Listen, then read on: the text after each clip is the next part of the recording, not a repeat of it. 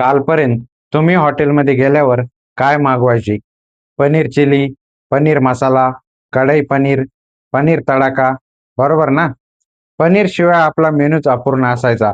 पण गेल्या 2-4 दिवसात तुम्ही हॉटेलमध्ये गेलात का? अनेक ठिकाणच्या मेनूमधून हा लाडका पनीर अचानक गायब झाला. विचारलं तर हॉटेलवाले काय सांगतात? सर, पनीरचा शॉर्टेज आहे. पण विचार करा, हा शॉर्टेज अचानक कसा काय निर्माण झाला? आणि हा तुटवडा फक्त पनीर पुरता मर्यादित नाहीये. बाजारातून मसाला दूध दिसेनासं झालंय. रबडीचे स्टॉल ओस पडलेत आणि बासुंदीचे कढईवाले पण शांत बसलेत. कालपर्यंत जो व्यवसाय प्रचंड भरभराटीचा होता, तो अचानक एका रात्रीत कस काय मंदावला? हा निव्वळ योगायोग असू शकतो का? नाही, हा योगायोग नाही.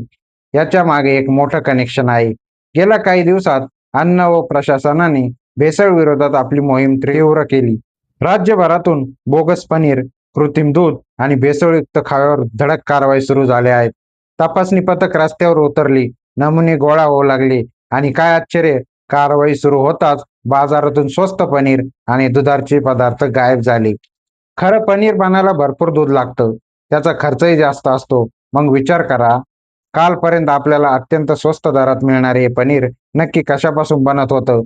आज कारवाईची नुसती चावल लागताच ज्यांचा पुरवठा थांबला, ते पनीर शुद्ध होतं का? केमिकल आणि पावडरचं बनवलेलं ते स्लो पॉइझन होतं का?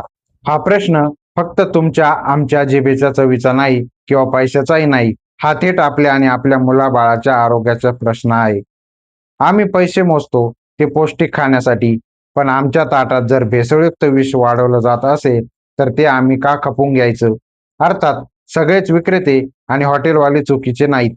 अनेक जण प्रामाणिकपणे दर्जेदार आणि शुद्ध पदार्थ ग्राहकांपर्यंत पोहोचवण्यासाठी दिवस-रात्र मेहनत घेतात.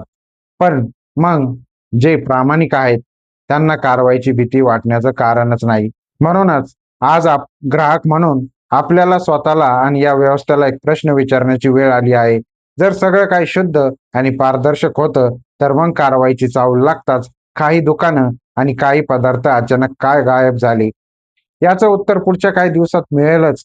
पण तोपर्यंत एक गोष्ट लक्षात ठेवा, मेनू कार्डमधून पनीर गायब होण्यापेक्षा लोकांच्या मनात निर्माण झालेला संशय खूप मोठा आहे. सतर्क राहा, शुद्ध खा आणि आरोग्याची काळजी घ्या. जय महाराष्ट्र.